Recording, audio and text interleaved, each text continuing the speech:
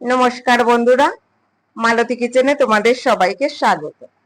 আবারও নিয়ে এসেছি পটল। আজ পটল দিয়ে রুই মাছ দিয়ে ঝোল হবে। এটা একদম মশলা ছাড়া বলতে পারো, গরমে পাতলা ঝোল। এখানে পটল আছে 500 গ্রাম। তো পটলগুলো ভীষণ কচি।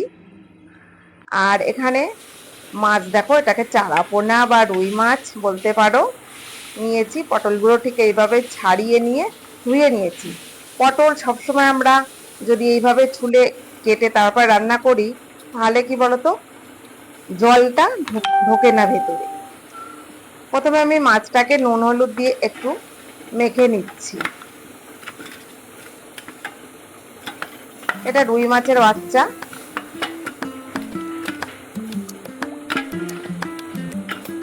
পাতলা ঝোল খেতে ভীষণ ভালো লাগে, আর সঙ্গে একটু ধনেপাতা দিতে হবে।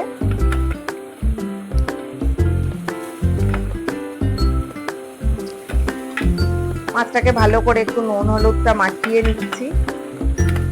মাছগুলো একটু বড় বড়ই আছে। আর এইদিকে কড়াই বসিয়ে দিয়েছি, সর্ষের তেল দিয়ে দিলাম এখানে। এবার মাছগুলো ভেজে নেব।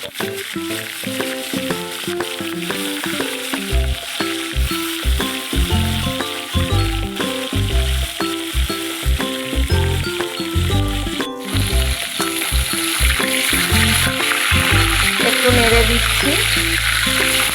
তেলটা একটু বেশি দিয়েছি, যেহেতু পটলে একটু তেল লাগে বেশি।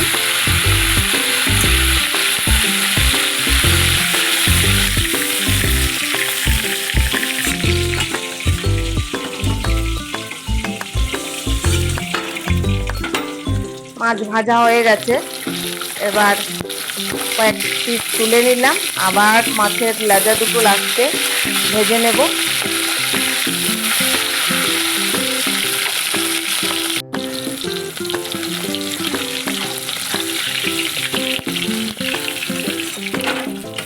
মোটামুটি সমস্ত মাছগুলো ভাজা হয়ে গেছে। এবার তেল থেকে তুলে নিলাম। এখানে আমি কালো জিরে ফোড়ন দিচ্ছি। মাছের পাতলা ঝোলে একটু কালো জিরে ফোড়ন দিলে ভালো হয়।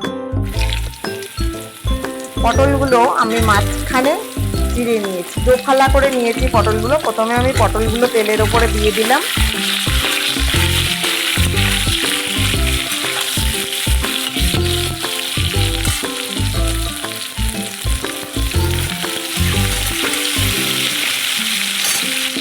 তারপরে এখানে আমি আলু দিয়েছি। আলুটা দেখো, একটা আলু দিয়েছি বড়, একদম লম্বা লম্বা করে পাতলা করে, যাতে তাড়াতাড়ি সেদ্ধ হয়ে যায়, সেই কারণে পাতলা করে দিয়েছি। এবার আলু পটল একসঙ্গে ভালো করে ভেজে নেব।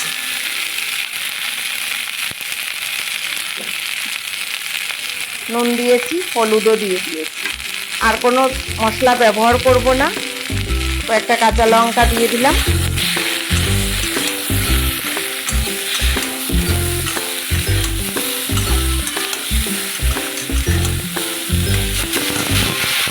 এবার সামান্য জল দিয়ে আরেকটু কষিয়ে নেব, যাতে পটলগুলো একটু নরম হয়ে আসে বা ভাজা ভাজা হয়, আর না হলে কচকচ করবে।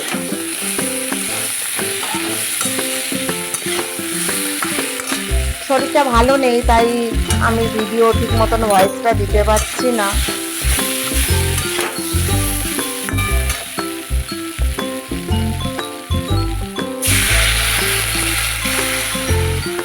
এবার অনেকটা জল দিয়েছি, বেশ কিছুটা জল দিয়েছি। জলের পরিমাণটা একটু বেশি আছে, যেহেতু ওটা পাতলা ঝোল হচ্ছে।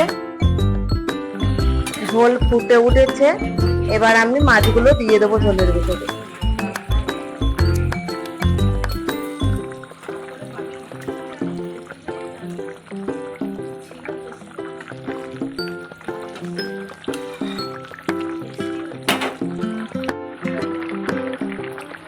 ওপর থেকে ধনেপাতা ছড়িয়ে দিলাম।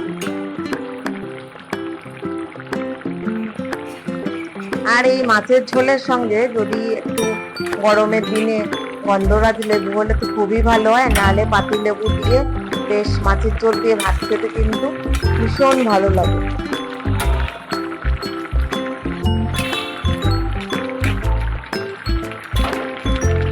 একদম মশলা ছাড়া পাতলা ঝোল আলু পটল দিয়ে রেডি, একবারে নামিয়ে নিলাম। এবার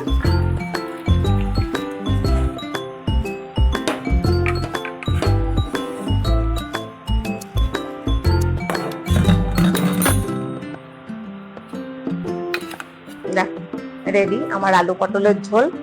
বন্ধুরা, ভিডিওটা ভালো লাগলে লাইক, কমেন্ট, শেয়ার, সাবস্ক্রাইব করে দিও। দেখা হবে পরের ভিডিওতে।